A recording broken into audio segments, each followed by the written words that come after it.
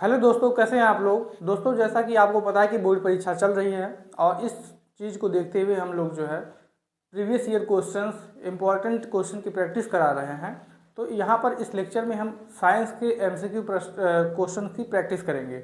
ठीक है, तो इसको देखेंगे आप लोग, जो आपके बोर्ड परीक्षा के लिए बहुत ही महत्वपूर्ण साबित होगा। तो हम लेक्चर शुरू करते हैं। तो यहाँ पर पहला क्वेश्चन आपका बन के आता है। पहला क्वेश्चन है कि किसी शब्दकोश यानी डिक्शनरी में पाए गए छोटे अक्षरों को पढ़ते समय आप निम्न में से कौन सा लेंस पसंद करेंगे। ठीक है, तो डिक्शनरी को पढ़ते समय क्या होता है कि डिक्शनरी को हम आँख के नज़दीक रखेंगे। ठीक है, तो मान लेते हैं कि ये कोई किताब है और ये आपका आँख है, तो नज़दीक होगा तभी हम पढ़ेंगे, क्योंकि जो बुक होगा वो नज़दीक होगा। और नज़दीक के लिए कौन सा लेंस यूज करते हैं, यानी कि अगर आप पुस्तक नज़दीक रख के पढ़ रहे हैं यानी कि आपके आँख में कोई ना कोई डिफेक्ट है, यानी कि आप नज़दीक की वस्तुओं को सही से नहीं देख पा रहे हैं। तो नज़दीक की वस्तुओं को सही से अगर नहीं देख पा रहे हैं तो आपकी आँखों में कौन सा दोष होगा, आपकी आँखों में दूरदृष्टि दोष होगा। ठीक है, दूरदृष्टि दोष। दूरदृष्टि दोष में क्या होता है, दूर की वस्तुएं तो स्पष्ट दिखाई देती हैं, लेकिन क्या होता है, नज़दीक की वस्तुएं स्पष्ट नहीं दिखाई देती हैं। तो यानी दूरदृष्टि दोष को दूर करने के लिए कौन सी लेंस का प्रयोग किया जाता है, उत्तल लेंस का प्रयोग किया जाता है। कौन से लेंस का प्रयोग किया जाता है, उत्तल लेंस का प्रयोग किया जाता है, आप लोग जानते हैं। तो यहाँ पर जिस ऑप्शन में अवतल लेंस लिखा है वो तो पूरी तरीके से आपका रॉन्ग हो जाएगा। अब बचता है उत्तल लेंस, इसमें यूज किया गया है, उत्तल लेंस इसमें यूज किया गया है। दिया है कि 50 सेंटीमीटर फोकस दूरी पर रखा जाएगा या 5 सेंटीमीटर फोकस दूरी पर। तो नज़दीक की बात किया गया है, क्योंकि नज़दीक रखेंगे तभी हम नज़दीक की वस्तुओं को हमको स्पष्ट देखना है, तो उसके लिए लेंस का उपयोग किया जा रहा है। तो नज़दीक सबसे ज़्यादा ये है 5 सेंटीमीटर, तो आपका ये ऑप्शन सी आपका इसमें से सही माना जाएगा। इसके बाद नेक्स्ट क्वेश्चन है आपका, एक पारदर्शी माध्यम से दूसरे पारदर्शी माध्यम में प्रवेश करने पर एक प्रकाश किरण के लिए अपवर्तन कोण का मान आपतन कोण की तुलना में अधिक होता है यदि प्रकाश किरण सघन माध्यम से विरल माध्यम में जा रही है, विरल से सघन माध्यम से एवं सघन एवं विरल माध्यम की संयुक्त सतह में जा रही है, या दोनों माध्यम एक ही हैं। तो आइए देखते हैं क्या होता है कि जब प्रकाश की किरण सघन माध्यम से प्रकाश की किरण जब विरल माध्यम में जाती है, ये क्या है आपका विरल माध्यम है, तो सघन से जब विरल में जाएगा तो क्या हो जाएगा, ये अपने मार्ग से भटक जाएगा और जो है ये अभिलंब से नॉर्मल से दूर हट जाएगा। जा ऐसे रहा था, जाना ऐसे सीधा था इसको, लेकिन ये क्या हुआ, थोड़ा सा दूर हो गया। यानी कि जो आपतन कोण आई का मान है और ये आर का मान है, यहाँ पर आर की वैल्यू ज़्यादा हो जाएगी आई से, जो कि क्वेश्चन में बोल रहा है कि आर का मान ज़्यादा होना चाहिए आई से। तो प्रकाश की किरण सघन माध्यम से कहाँ जाएगी, विरल माध्यम में। तो ये आपका ऑप्शन नंबर 1, ये आपका पहला ही ऑप्शन सही है। नेक्स्ट क्वेश्चन है आपका, दूरदृष्टि दोष के कारण प्रतिबिंब बनता है।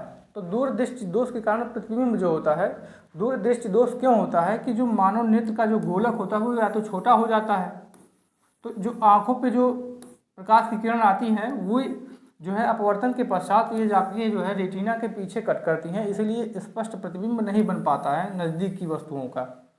ठीक है, या तो नेत्र का जो गोलक है वो छोटा हो जाता है, या जो मानव नेत्र होता है उसकी फोकस दूरी बढ़ जाती है।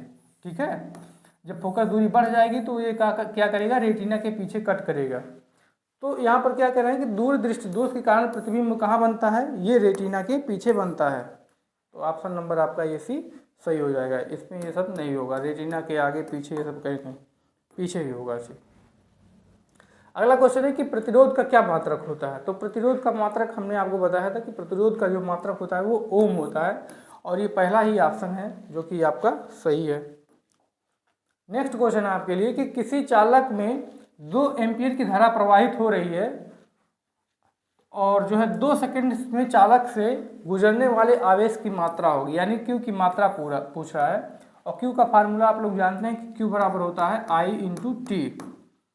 आई की वैल्यू क्या होती है, इसमें दिया गया है 2 एम्पीयर और टी की वैल्यू भी इसमें दिया गया है 2, तो मल्टीप्लाई करेंगे तो आपका हो जाएगा 4।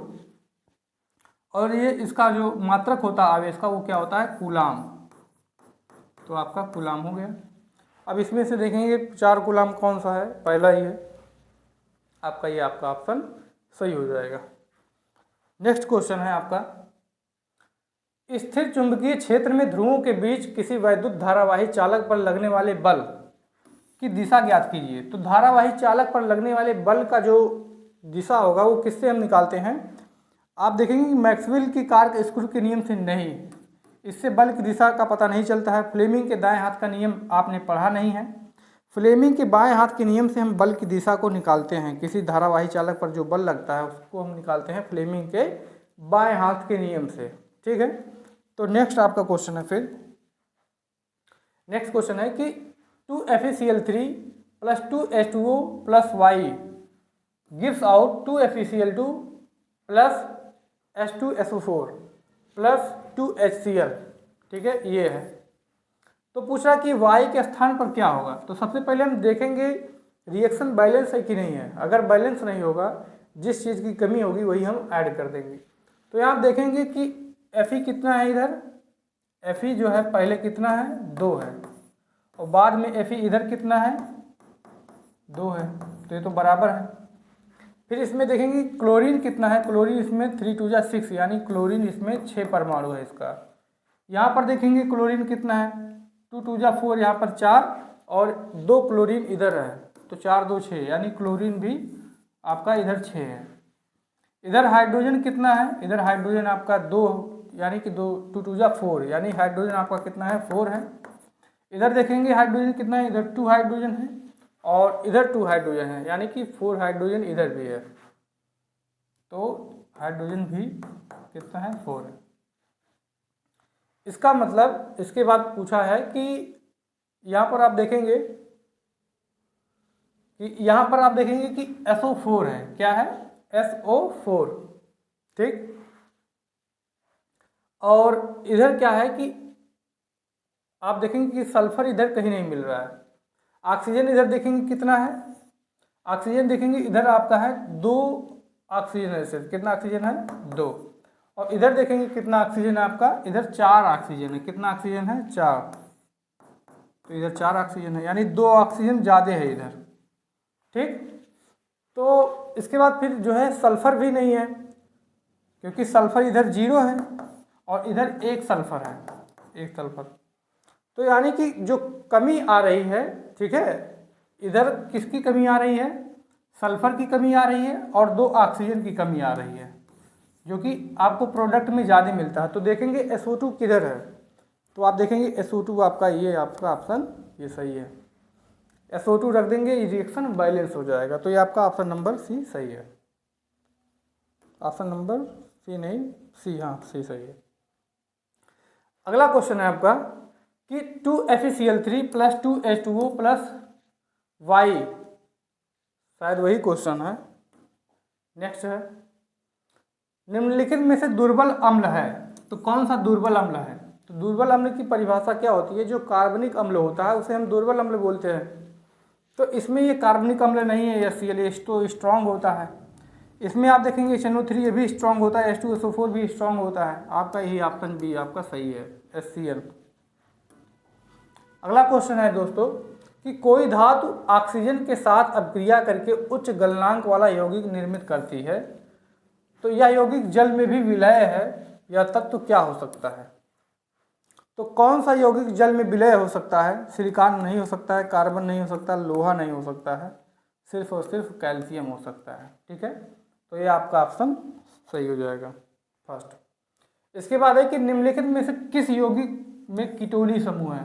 आपको बताया गया था कि जो कीटोनी समूह होता है उसमें जो है आपका C और O ये बॉन्ड जुड़ा होता है, सॉरी ये ग्रुप जुड़ा होता है, ठीक है, एक समूह है ये उसमें जुड़ा होता है।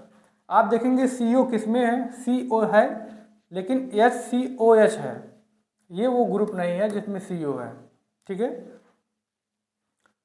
इसके बाद आपका ये CH3CHO आ जाता है, इसमें CO ग्रुप नहीं है, इसमें COO ग्रुप है, इसमें CO ग्रुप मिल रहा है, देखेंगे आप दोनों तरफ CO इसके लगा हुआ है। तो ये आपका ऑप्शन नंबर क्या हो जाएगा, डी, इसमें से ये सही माना जाएगा, ठीक है।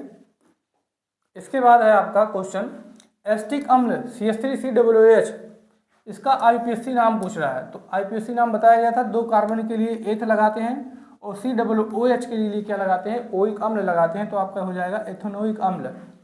तो देखेंगे एथेनोइक अम्ल कोई फार्मूला है, कोई इसमें दिया गया ऑप्शन, एथेनॉल नहीं होगा, मेथेनोइक नहीं होगा, एथेनोइक होगा। ये आपका ऑप्शन नंबर सी यहाँ पर सही माना जाएगा। इसके बाद नेक्स्ट क्वेश्चन है आपका